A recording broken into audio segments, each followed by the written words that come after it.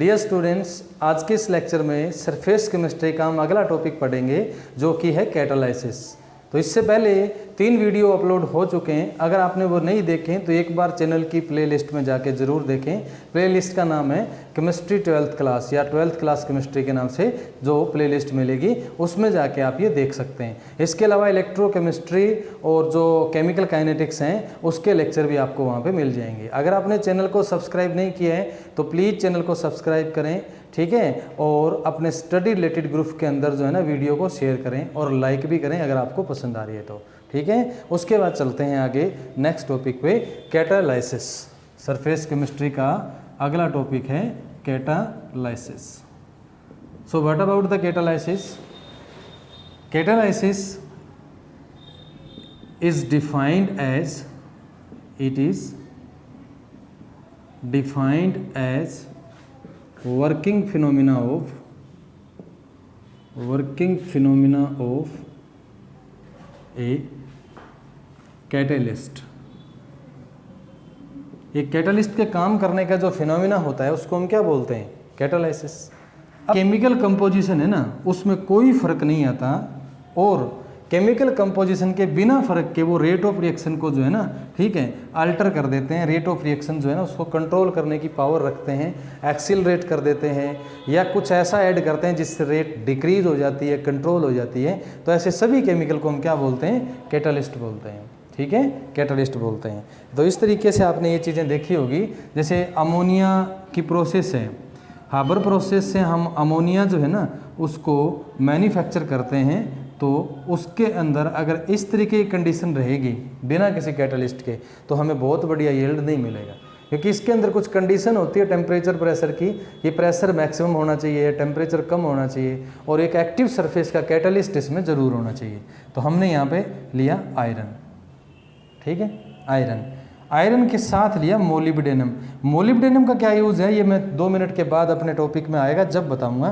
फिलहाल आप ये समझिए कि कैटालिस्ट आयरन जो है ना वो इसकी रेट को अल्टर करेगा, एक्सिलरेट करेगा और जो यील्ड अमोनिया का उसको रेज करेगा। तो ये होता है कैटालिस्ट। और कैटालिस्ट के काम करने के तरीके को क्या बोलते हैं? कैटालाइसिस।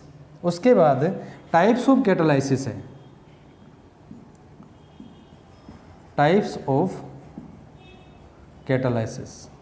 तो जो टाइप्स ऑफ कैटालाइसिस है इसकी अगर मैं बात करूं तो 2 तरीके से हम इसको एक्सप्लेन कर सकते हैं। एक होमोजेनस कैटालाइसिस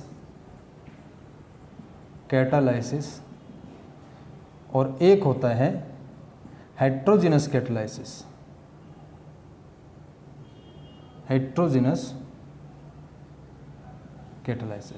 ठीक है, होमोजेनस एंड हेट्रोजेनस कैटालाइसिस। तो देखो तीसरा इसका स्पेसिफाइड टाइप है जो इसके अंदर नहीं आएगा, वो थोड़ा सा अलग है। एंजाइम कैटालाइसिस है, उसको हम अलग से पढ़ेंगे, वो इसके क्लासिफिकेशन में नहीं ले सकते हम, क्योंकि ये कैटालिस्ट के लिए यूज़ है और ये एंजाइम के लिए यूज़ है। तो एंजाइम कैटालाइसिस दोनों अलग अलग हो जाएंगे, एंजाइम कैटालाइसिस और कैटालाइसिस। तो अब होमोजेनस और हेट्रोजेनस कैटालाइसिस को अगर मैं अलग अलग डिफाइन करूँ तो देखो क्या होता है। होमोजेनस जो कैटालाइसिस है उसमें क्या होता है? Physical state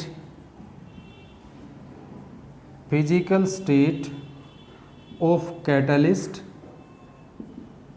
and reactants are same. इसमें अगर कैटालिस्ट गैस है, रिएक्टेंट गैस है तो वो होमोजेनस कैटालाइसिस आएगा। प्रोडक्ट हो सकते हैं लेकिन प्रोडक्ट अगर डिफरेंट फेज में हो तो भी चलेगा। ये दोनों सेम फेज में होना ज़रूरी है, ठीक है। जैसे आपने लिया सल्फर डाइऑक्साइड है, इसको ऑक्सीडाइज करके बनाना है SO3, ठीक है, और कैटालिस्ट ले लिया NO। तो NO यहाँ पे गैस है, ये भी गैस है, ये भी गैस है और ये भी गैस है। इस तरीके से एग्जांपल ले लिया आपने इथाइल एसीटेट का, ये एक एस्टर होता है और इसका आपने हाइड्रोलिसिस करवाना है, एस्टर का हाइड्रोलिसिस। तो इसके लिए आप यूज़ करते हैं कंसनट्रेटेड H2SO4। तो प्रोडक्ट क्या बनेगा? Acetic acid plus C2H5OH, ethanol. तो देखो ये भी लिक्विड है, वाटर भी लिक्विड है और कैटलिस्ट है वो भी लिक्विड है। तो रिएक्टेंट्स और कैटलिस्ट अगर दोनों सेम फेज में होते हैं तो वो होता है होमोजेनस कैटालाइसिस, और अगर डिफरेंट फेज में होते हैं तो वो होता है हेट्रोजेनस कैटालाइसिस। ठीक है, इस तरीके से बात करें। Heterogeneous catalysis,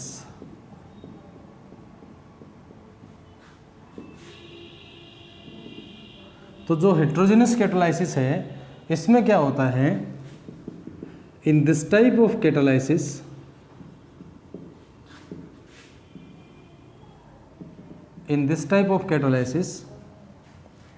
physical state of catalyst and reactants are lies in different states। ठीक है, जैसे आपने एग्जांपल लिया अभी अमोनिया वाला, अमोनिया के लिए हम हाइड्रोजन लेते हैं और नाइट्रोजन लेते हैं, और मैन्युफैक्चरिंग में प्रोडक्ट बनता है आपका इसमें अमोनिया, और कैटालिस्ट यूज करते हैं आयरन। तो आयरन एक सॉलिड है, हाइड्रोजन एक गैस है, और जो नाइट्रोजन है वो भी एक गैस है।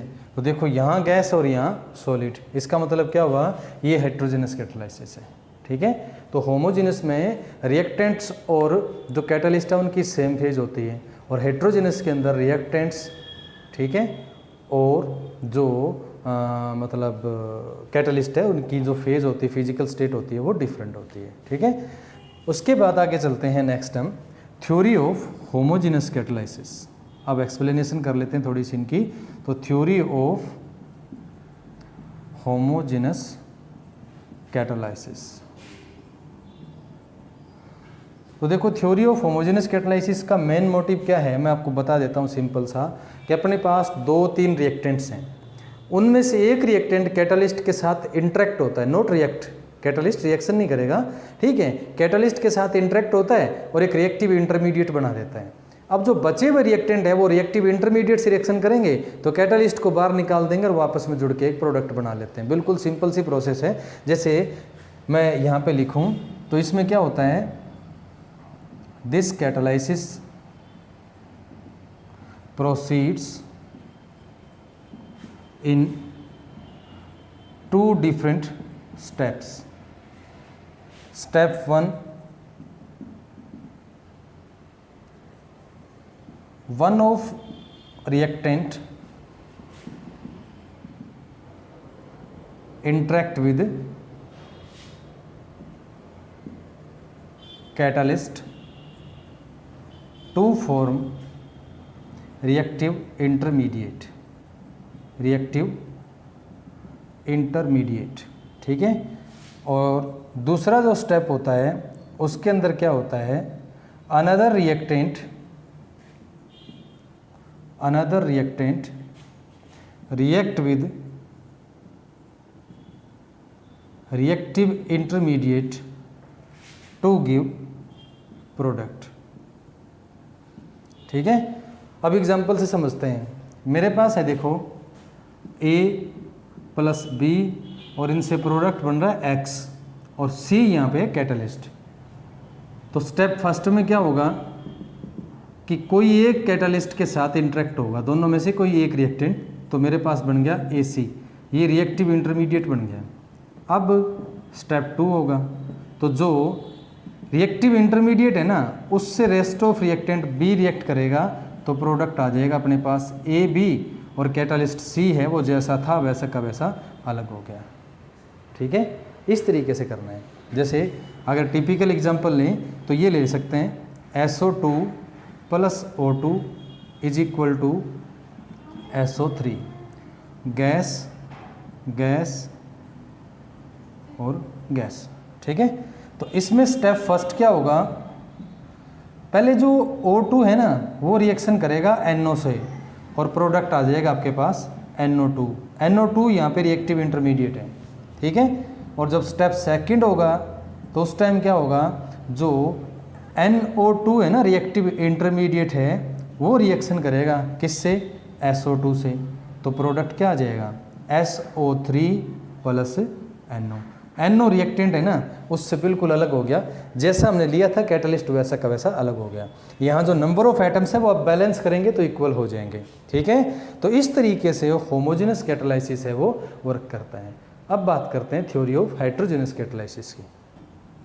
Theory of heterogeneous catalysis, theory of heterogeneous catalysis. ये भी कुछ स्टेप के अंदर होती है, और कौन कौन से स्टेप होते हैं उसकी अगर हम बात करें, ठीक है, तो स्टेप फर्स्ट होगा, मैं ऐसे लिख देता हूँ, ये heterogeneous catalysis, heterogeneous catalysis proceeds in following step, in following steps. Step first क्या होगा कि molecules of reactants, molecule of reactants are dissociated into their atoms, ठीक है। उसके बाद स्टेप सेकंड क्या होगा कि these separated atoms attach on the surface of catalyst। Third step क्या होगा, ए interaction come in existence between these atoms, ठीक है। और जो चौथा स्टेप है वो क्या होगा,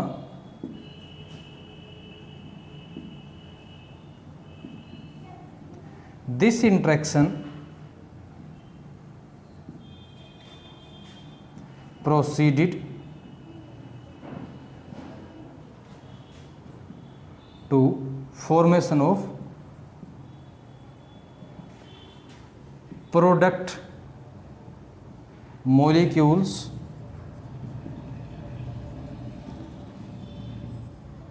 which are separated from surface, ठीक है। पहले सारे मोलिक्यूल अपने एटम्स में टूटेंगे, फिर वो एटम्स सरफेस पे एडजॉर्ब हो जाएंगे, उसके बाद उन एटम्स के बीच में आपस में इंटरेक्शन स्टार्ट होगी, और उस इंटरेक्शन का नतीजा क्या होगा कि उनके बीच में बॉन्डिंग बनेगी, तो वो प्रोडक्ट में बदल जाएंगे, और जैसे ही प्रोडक्ट में बदलेंगे वैसे ही वो प्रोडक्ट के रूप में सरफेस को छोड़ के अलग हो जाएंगे, ठीक है। जैसे ये एग्जांपल समझो, एक सिंपल एग्जांपल है, A2 + B2 = 2AB। तो इसके अंदर क्या होगा, आप एग्जांपल ले सकते हैं। स्टेप फर्स्ट के अंदर A2 है ना, वो A + A में टूट जाएगा, और B2 है वो B + B में टूट जाएगा, तो एक स्टेप कंप्लीट हो गया। स्टेप सेकंड के अंदर क्या होगा, ये कैटालिस्ट की सरफेस पे एडजॉर्ब होंगे, तो ये मैं इस तरीके से कैटालिस्ट है उसको शो कर देता हूँ, ऐसे, इस तरीके से, ठीक है। अब ये एक सीक्वेंस में एटम्स हैं, ये जुड़ जाएंगे A B इस तरीके से सारे। उसके बाद जब स्टेप थर्ड होगा तो क्या होगा, ये वही कैटालिस्ट है और वही एटम आपस में जुड़े हुए हैं सारे। अब यहाँ A और B है ना, उनके बीच में इंटरेक्शन स्टार्ट हो जाएगी, और चौथे स्टेप में क्या होगा, ये जो इंटरेक्शन है ना, वो कैटालिस्ट से तो अपना जो बॉन्ड है वो कर लेगी वीक, क्योंकि इनके बीच में जो बॉन्डिंग है ना वो थोड़ी स्ट्रॉन्ग हो गई है, और फॉर्मेशन हो गई है किसकी, प्रोडक्ट की। अब यहाँ A था और यहाँ B था, इनके बीच में स्ट्रॉन्ग बॉन्डिंग होगी, और कैटालिस्ट के साथ इनकी अटैचमेंट थोड़ी पार्शियल रहेगी। तो अब क्या होगा, ये डिटैच हो जाएंगे सरफेस से, और जब डिटैच हो जाएंगे ना तो A B अलग हो जाएगा मोलिक्यूल प्रोडक्ट बन के, और ये कैटालिस्ट की सरफेस फिर से फ्री हो जाएगी। इस तरीके से ये प्रोसेस चलती रहती है, ठीक है। इसमें टिपिकल एग्जांपल लो आप तो C2H4 और हाइड्रोजन का ले लेना, जिसमें C2H6 बनता है, ठीक है। कैटालिस्ट ले लेंगे आप प्लेटिनम या रेनेनिकल। तो इसके अंदर ये तो सिंपलेस्ट मॉलिक्यूल है, इससे आगे टूट नहीं सकता, ये एग्जिस्ट नहीं करेगी एथीन, तो हाइड्रोजन टूट जाएगा, हाइड्रोजन टूटेगा H+ H में, तो ये कैटालिस्ट है।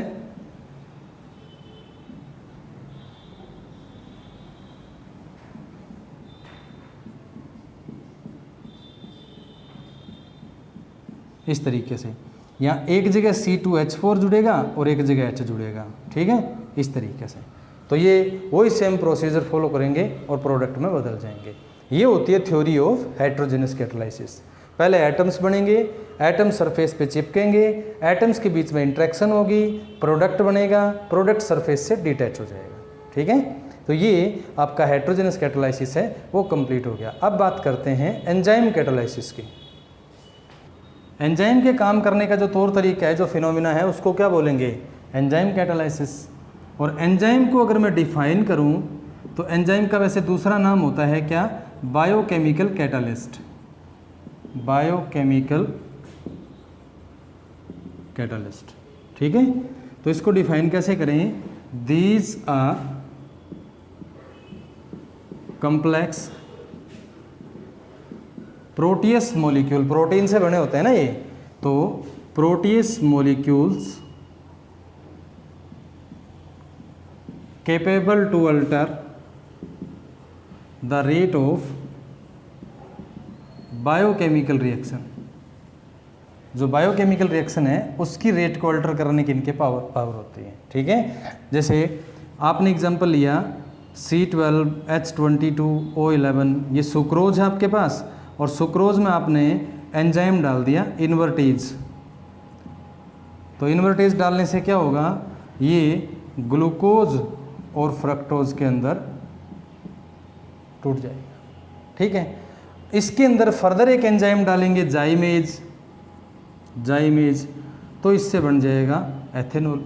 मतलब हर एक प्रोसेस में एंजाइम जो है ना वो अपना रोल बखूबी प्ले कर रहे हैं। ये कम्प्लेक्स प्रोटीन के मॉलिक्यूल होते हैं जिनके पास बायोकेमिकल की रिएक्शन जो है ना उसकी रेट को अल्टर करने की पावर होती है, ठीक है। तो इनको बोलते हैं एंजाइम या बायोकेमिकल कैटालिस्ट, और इनके काम करने के तरीके को बोलते हैं बायोकेमिकल कैटालिसिस, ठीक है।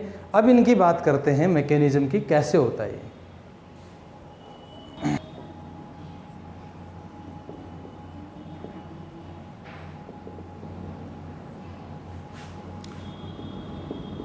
तो इनकी मैकेनिज्म, जो ये कम्प्लेक्स मॉलिक्यूल है ना उसकी वजह से थोड़ी कम्प्लेक्स होती है, ठीक है। हमारे लिए एक चीज़ बहुत इंपॉर्टेंट है कि these biochemical catalyst are highly specific in nature, ठीक है। तो हाईली स्पेसिफिक होगा तो इसका मतलब क्या हुआ कि पर्टिकुलर एक रिएक्शन के अंदर एक एंजाइम यूज हो रहा है, ना तो वो एंजाइम किसी दूसरी रिएक्शन में काम आ सकता है और ना उस रिएक्शन में कोई दूसरा एंजाइम यूज हो सकता है, ठीक है। क्योंकि इनकी जो कंडीशन होती है ना वो क्या होती है कि सबस्ट्रेट पे इनकी एक्टिव साइट बनती है और उसकी एक स्पेशल शेप होती है। वो शेप डिपेंड करती है इस बात पे कि जो कैटालिस्ट जो आएगा बायोकेमिकल कैटालिस्ट उसकी शेप किस तरीके की होगी, ठीक है। जैसे मेरे पास ये इस तरीके से एक सबस्ट्रेट है और इसके ऊपर ये एक एंजाइम आ गया और इसने यहाँ पे अटैच होना है, तो इसके अकॉर्डिंग यहाँ पे एक एक्टिव साइट बनेगी